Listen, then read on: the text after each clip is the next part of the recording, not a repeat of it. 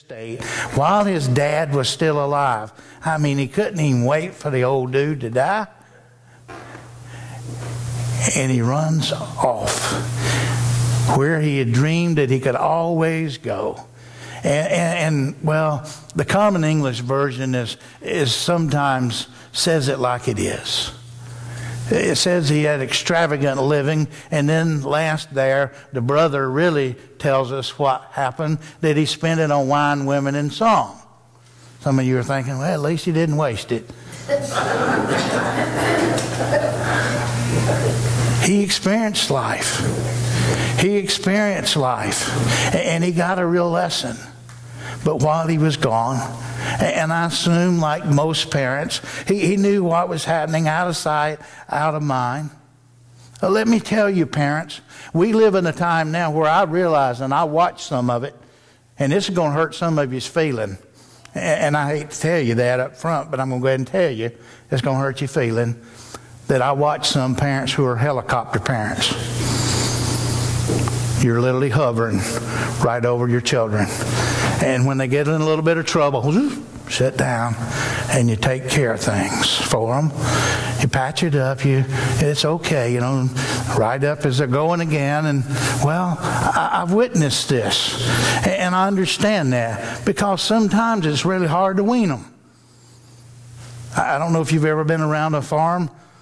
If you've been close to a farm, anywhere near a farm that had cattle, when those calves are weaned from the mamas, the calves cry a little bit, so forth, because they want to be with mama. They cry a little bit. But for days on end, it's not the calves, it's the mamas that ride the fence down. It's the mamas who squall and holler and on and on. It's those. It's hard. It's difficult sometimes to wean them. When children are tiny, I've been watching Grayson over the last couple months, and he's taking his first steps right now. And it's just exciting to watch him do that. But I keep telling Carol, yeah, you want to see him walk, but before long you're going to be chasing him. Yeah, weaning is necessary. It's necessary. Why is it necessary? Because in this story we saw this son go off and learn life's lesson. We saw in this story the older son who stayed home and continued to be Mr. Goody Two-Shoes and work and be obedient and do everything that Dad wanted him to do. What does this parable have to do with life? Everything. We see that. And a lot of times when you got one child, it's being a little, they call it unruly. I was looking for Kim. She's not here. She understands that very well. But unruly. While one's being unruly, the other one seems to be able to do no wrong. You ever notice that? It's just like one will play up a little better than ever when the other one's being unruly. It's just a fact. It's just the way things are sometimes. But we see that. We see that. But what's happened is this younger son, he's jumped right into life.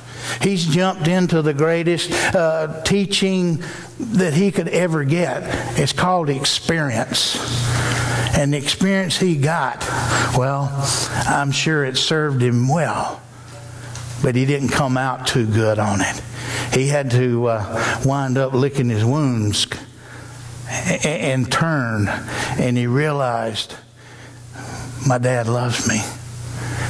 My dad's servants live better than me. And he put together this little speech, this little plan. And he said, when I get back and I'm going to go to my dad and I'm going to tell my dad, of how sorry I am and how low down I am and how I made a mistake. But I'm willing to just be one of your servants because I know your servants are living much better than I'm living. He had to hit rock bottom. He had to get way down there. It said he thought he was going to starve to death. It reads as though there was a plague over the land, but it didn't matter. He was going down there anyway. He was on the wrong path. He was headed down there. And that's the way it is sometimes, unfortunately. But as a parent, for us to watch them jump right in. I don't know about you, but I remember learning to swim. Any of you remember learning to swim? I bet you do. I fell out of the transom of the boat. I fell over the transom. Daddy was up getting the car.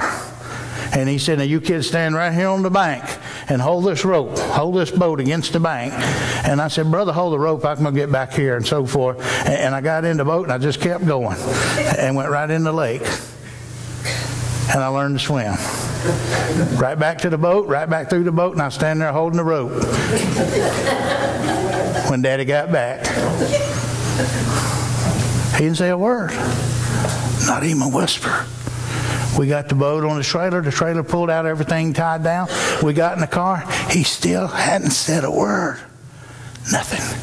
As if he couldn't even see me. I'm like, whew, you know, man, what's going to happen? I'm drenched. I'm in the back seat of the car, and I'm shaking. Not because I'm wet and cold. I'm scared to death. Something's going to happen. We pulled in the house. He backs the boat in the shed, and without even looking at me, he said, son, slip in the house and get them wet clothes off before your mama sees you. I was a grown man before I realized my daddy was scared too.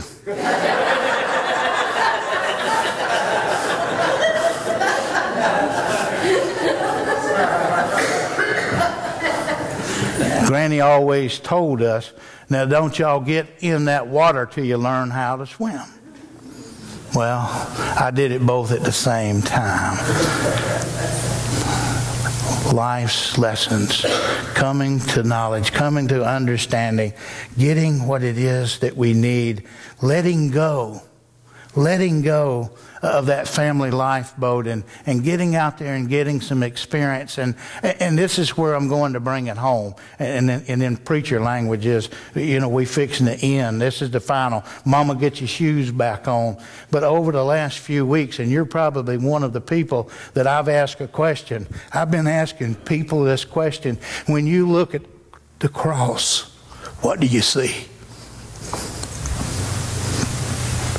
Now, I can get into some academic stuff, and I can tell you all about these different atonement theories and so forth and all of that.